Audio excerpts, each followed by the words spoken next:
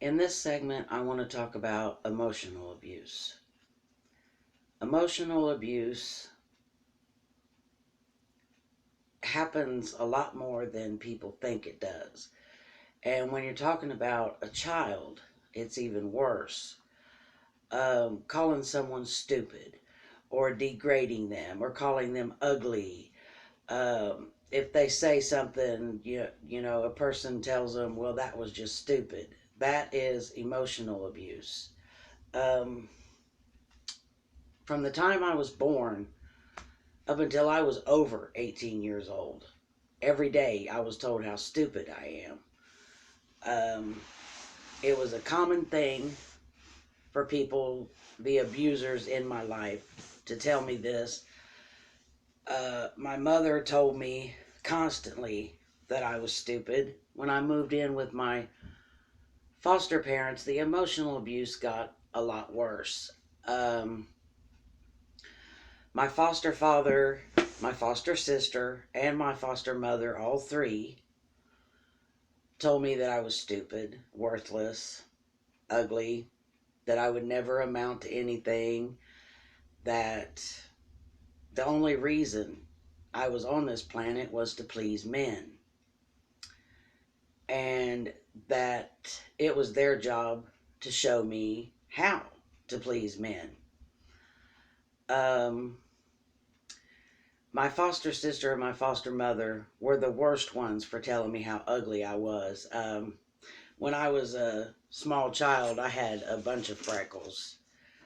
And my foster sister really tortured me about that. She just, those freckles are so ugly. If you don't get rid of them, there is no man ever going to want you.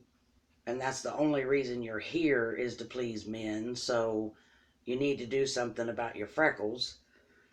Um, but my foster father loved my freckles. He's the only one who, and I hate to say this because of what he was doing to me at the same time, he was telling me how pretty I was and how cute I was, and that he loved my hair and he loved my freckles. He loved to touch my freckles and touch my hair, and he made me very self-conscious about myself. He treated his own daughter badly. Actually, in my eyes, I thought it was bad. I mean, he would go pick her up from work and take her to work and these things, but other than that, he talked about how fat she was and how ugly she was, and this was his own daughter, but he didn't really want to have anything to do with her. So and she was a big girl. No, that's being nice. She was a pig. She ate like a pig. She looked like a pig. She sounded like a pig. And I thought, well, you know, he doesn't want to have anything to do with her, and he's all over me. Maybe I should make myself ugly and fat. So that's exactly what I tried to do. I started eating and eating and eating and eating because I just wanted him to leave me alone.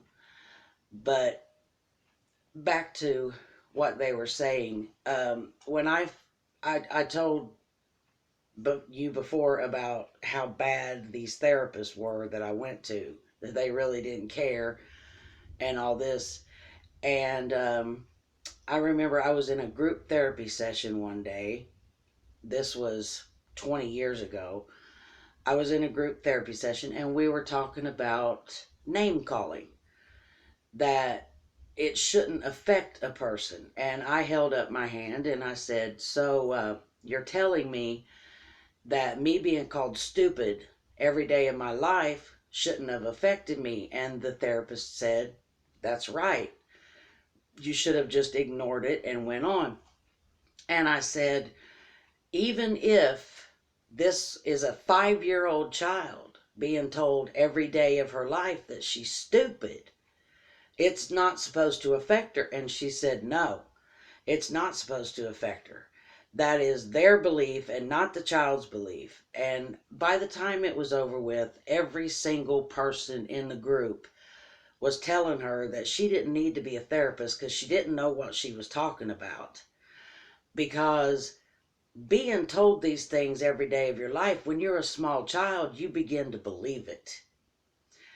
And as I said, I was told, I want to show you something. This is me in the first grade.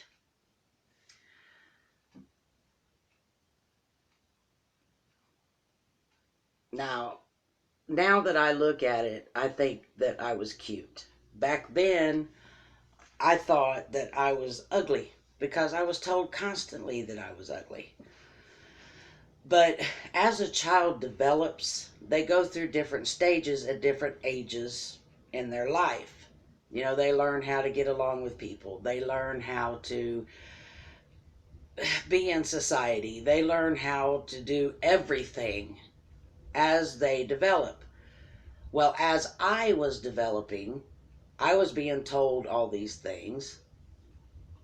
And at this point, I'm going to have to bring up the brainwashing because after I moved in with my foster family and they were putting me down and making my self image really, really low, that's when they started telling me that my family didn't love me, that my parents didn't love me, my brothers and my sister didn't love me.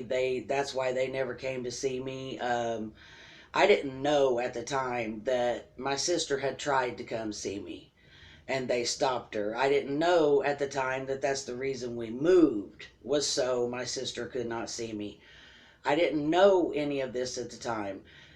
They kept telling me over and over again, they don't love you. They don't want to have anything to do with you. Well, eventually I began to believe this. You're told something enough, especially if you're a small child, you're going to believe it. So they finally convinced me that my family didn't love me.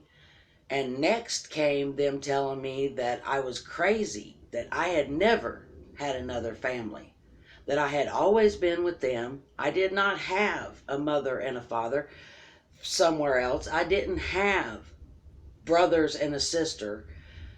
And I was crazy for thinking I did. Uh, they made up memories and tried to tell me that this is what happened. You know, they said, you've always been with us. Uh, After I moved in with them, because my name is Kimberly Jean, well, their daughter's name was very similar. So they started calling me Jeannie so it wouldn't get confused, them calling her Kim and me Kim. So at school, I was Kim. At home, I was Jeannie. So this alone was confusing. But they called me Jeannie, which, as I said, was very confusing. But they told me my name had always been Jeannie, that my nickname was Kim, and that's why they called me that at school. Um, they convinced me that, they eventually did convince me that my family did not exist. And all these memories that they tried to plug into my head, I tried my best to believe them. I tried to make them my reality. And that's why on my 11th birthday, when my mom showed up and knocked on the door, and I opened the door and I saw her standing there, I nearly passed out. Because these people that they told me did not exist, that I was crazy for thinking they existed, were standing in front of me. And it was a very hard thing to face, because after years and years of being told, you know, that's not right, you're crazy for thinking that's right. Well, here was this craziness standing in front of me. So not only was I battling what these people were telling me and what was my reality, but I also had to face thinking that I was crazy. And it was, This is the main reason that I have never done drugs. I will never do drugs because my foster family took my reality. They took it and they kept it, and they tried to make me think I was nuts. I will never ever do drugs because my reality is my reality and I'm going to hang on to my reality. So, drugs is never an option in my life, ever. Uh,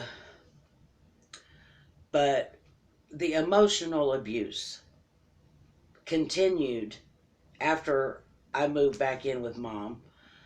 Uh, her favorite thing to call me was stupid.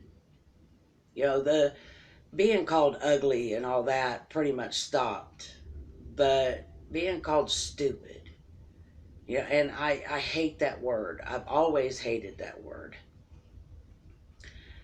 And that therapist that told me that being called names and things like that when you're a child do not affect you, she was wrong. Any therapist out there that thinks that being called names and things like this when you're a child do not affect the child, they're wrong. When I was raising my kids, I made so many mistakes, but I never called them stupid. If one of them called the other one stupid, I immediately stopped it. I told them, no, you don't do nothing like that. It's something that hits home with me to this day. To see a child being belittled bothers me, and I can't stand there and watch it. I have to stop it. Going through what I went through has gave me a sense of, I feel like I have to keep my eyes open. And if I see anyone mistreating a child, I'm going to say something. And it comes from what I went through. And if anyone tries to take my reality away from me, they just need to stay away. Because it's not going to happen. My foster family tried to do it.